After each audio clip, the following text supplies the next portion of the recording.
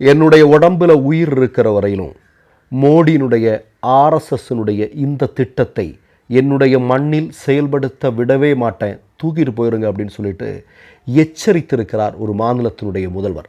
அந்த துணிச்சல் யாருக்கு வரும்? மேற்கு வங்கத்தினுடைய முதல்வராக இருக்கக்கூடிய மம்தா பானர்ஜி இன்றைய தினம் சொல்லியிருக்கிறார். என்ன சொல்லியிருக்காருன்னா, மோடியும் ஆர்எஸ்எஸும் சேர்ந்து வக்ஃபு வாரிய சட்டம் அப்படிங்கிற ஒன்றை கொண்டு வந்திருக்காங்க இல்லையா, குடியரசுத் தலைவர் ஒப்புதல் வந்துருச்சு, உத்தரப்பிரதேசத்தில் வெகு வேகமாக அந்த சட்டம் அமல்படுத்தப்படுகிறது அப்படின்னு சொல்கிறாங்க இல்லையா, அந்த சட்டத்தை என்னுடைய மண்ணில், அதாவது மேற்கு வங்க மண்ணில் அதை நடைமுறைப்படுத்துவதற்கு ஒருபோதும் நான் அனுமதிக்க மாட்டேன் அப்படின்னு சொல்லியிருக்கிறாங்க. இப்போது இப்படி ஒரு சட்டத்தை எதற்காக இந்த நேரத்தில் மோடியும் ஆர்எஸ்எஸும் சேர்ந்து கொண்டு வராங்க? உங்களுக்கு நல்லா ஞாபகம் இருக்கும், சிஏஏ அப்படிங்கிற ஒரு சட்டம் இல்லையா, அது ஒன்று கொண்டு வரும்போது இந்தியா முழுவதுமே ஒரு மிகப்பெரிய அளவில் ஒரு பதட்டம் நீடித்தது, பெரும் போராட்டங்கள் எல்லாம் நடந்தது இல்லையா. அது ஆர்எஸ்எஸும் மோடியும் விரும்பியே செய்தார்கள். என்ன அப்படின்னா, உங்களுக்கு நல்லா தெரியும், சிஏஏ போராட்டம் நடைபெற்று கொண்டிருந்த போது இந்தியாவுடைய பிரதமராக இருக்கக்கூடிய மோடியே ஒரு வார்த்தையை சொல்கிறார். என்ன சொல்கிறாரு? அந்த போராட்டத்தில் போட்டிருக்கிறவங்களோட உடைய பார்த்தாலே உங்களுக்கு தெரியும் யார் இந்த போராட்டத்தை பண்ணிட்டு இருக்கிறாங்க அப்படின்னு சொல்லி முஸ்லீம்களை மறைமுகமாக பேசியவர் தான் இன்றைக்கு இருக்கக்கூடிய பிரதமராக இருக்கக்கூடிய மோடி.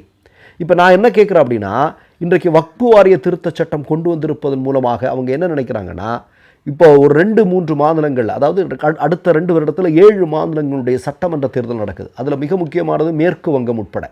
இந்த மேற்கு வங்கத்தில் 100 வருடமாக ஆர்எஸ்எஸ்காரன் தலைகீழான்னு பார்க்குறான், ஆனால் எதுவுமே நடக்க மாட்டேங்குது. இப்போ இந்த வக்ஃபு வாரிய திருத்த சட்டம் அப்படிங்கிறது கொண்டு வரும்போது இயல்பாகவே மேற்கு வங்கத்தில் போராட்டம் வெடிக்கும்.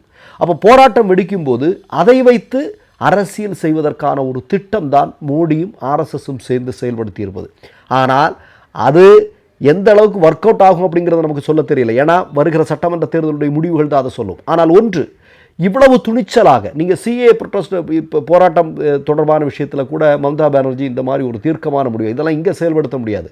ஏன்னா அமித்ஷா வருவாரிங்க, நாங்கள் சிஏ அடுத்த மாதம் கொண்டு வந்துடுவோம், அடுத்த வாரம் கொண்டு வந்துடுவோம், 1 மணி நேரத்தில் கொண்டு வந்துடுவோம்னு சும்மா பீலா விட்டுட்டு போகிறது தான். அது நான் இருக்கிற வரைக்கும் அதை அங்கே செயல்படுத்த விட மாட்டேன் அப்படின்னு அவங்க சொன்னதெல்லாம் நமக்கு ஞாபகம் இருக்கும். இப்போ என்ன சொல்கிறாங்கன்னா, இந்த வக்ஃபு வாரிய திருத்த சட்டம், ஏன்னா மாநிலங்கள் தான் இந்த நிலத்தினுடைய கணக்குகளை ஒன்றிய அரசுக்கு எடுத்து கொடுக்க வேண்டியது இருக்குது. இப்போ தள்ளி போட்டால் முடிஞ்சது இல்லையா, நாளைக்கு எடுக்கிறேன்னு ஒரு 50 வருஷம் தள்ளி போட்டால் என்ன பண்ணுவான் ஆர்எஸ்எஸ்காரன்? என்ன பண்ணுவான்? அதை மம்தா பானர்ஜி பண்ணுவாங்க. பொதுவாக இப்போ இந்த சட்டத்திற்கு எதிராக மாநிலம் ஒரு சட்டத்தை உருவாக்க முடியும். ஆனால் அந்த சட்டத்தை உருவாக்குனா ஒப்புதலுக்காக குடியரசுத் தலைவர்கிட்ட அனுப்புனா என்ன நடக்கும்? குடியரசுத் தலைவர் அவங்க ஆள் இல்லையா,